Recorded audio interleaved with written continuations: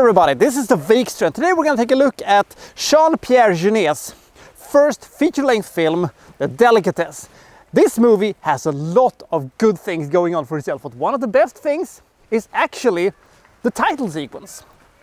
The title sequence is so imaginative, there's so much creativity to it, that when I saw it, I had absolutely forgotten that it was so good. And when I rewatched the movie last week, I just felt, oh my god, it is so fucking good. But unlike a movie like Army of the Dead, that arguably has a really good title sequence, and the rest of the movie kind of blows.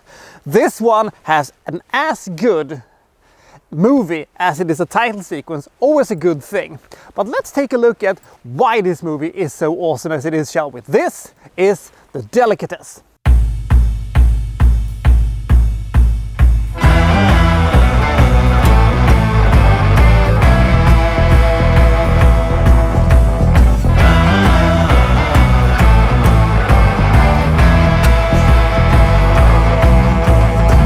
The film is set in a post-apocalyptic France in which famine is a reoccurring thing. We don't know that much about the outside world, except the fact that there is a certain lack of nutrition and nothing seems to grow anymore. So people are constantly hungry and there is a huge lack of food. The building in which this entire movie takes place in, the tenants have fixed this. How? Well, they advertise for a maintenance guy who comes to fix stuff and change light bulbs and stuff like that. And when they think he has done enough work, the landlord, which is also the butcher, kills him, chops him up and sells him off to the other tenants, who are all in on this little deal, and they can fill their bellies with another sucker, and then the cycle goes on. And now Lewison has come. He's the latest who has answered the ads and is moving in and seems to be completely oblivious to the fact that he's viewed by the other tenants as their future meal. If you cannot recognize this guy a little bit, it is because he is the disabled guy with a wheelchair from Alien Resurrections, aka not the best Alien movie, aka not the best movie that Jeunet has done, but we won't hold that against him. So, this movie is filled top to bottom with weird angles, overacting, absurdist black humor, and all other things you associate with the earlier days of Jean-Pierre Jeunet. The movie is stacked top to bottom with creativity, wacky angles, crazy characters and black humor. This is the earlier days of Jeunet's career, when he was teaming up and co-wrote and co-directed his movies with Mark Caro. He would eventually disappear from his work and he would just solo direct, which made these movies become a little bit more colorful and a little bit more less dark than they were before. But this is peak Caro Jeunet thing, you could say. It is also a fascinating tale to try to figure out what's going to happen next, because you're thinking to yourself, this guy cannot be that naive that he doesn't know what's going on here. There's also the story of the butcher's daughter that is kind of objecting to killing people just to feed themselves, and she kind of strikes up a relationship with Lewison and tries to convince him, well, Dad, do you have to kill him and stuff like that.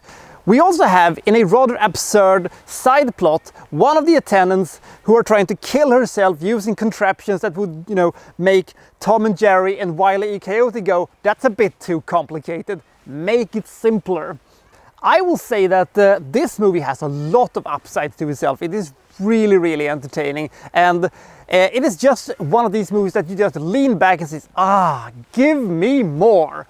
I would have liked this movie to be a little bit more funny than it is, and there are some periods where the movie kind of grinds to a little bit of a halt and does not know where it's going next, it feels like, and the movie has a weird finish that I felt was a little bit rushed and left a lot of questions unanswered. But apart from that, this is a really good movie. If you're comparing this movie to other one of Jeunet's movies, it's not gonna, even come remotely close to movies like Amelie or A Very Long Engagement or Children of the Lost City. and stuff like that. But it is a really, really good movie and just proves how incredibly talented he is as a filmmaker.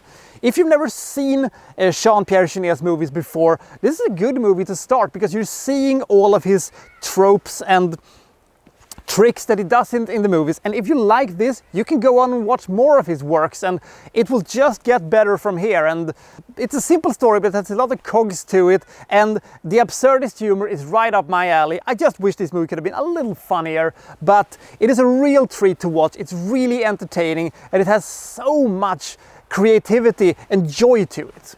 At the time of its release in early 90s, this movie was unlike anything anybody has ever seen before and put him on the map. And it is a real treat to watch. I give this movie 79 points.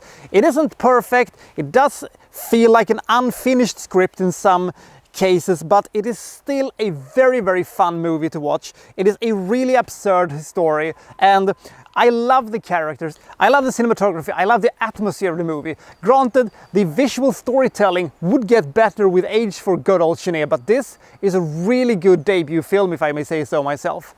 So I'll see you next time from, well, so-and-so reviewing, well, such and such. Thank you for watching, thank you very much.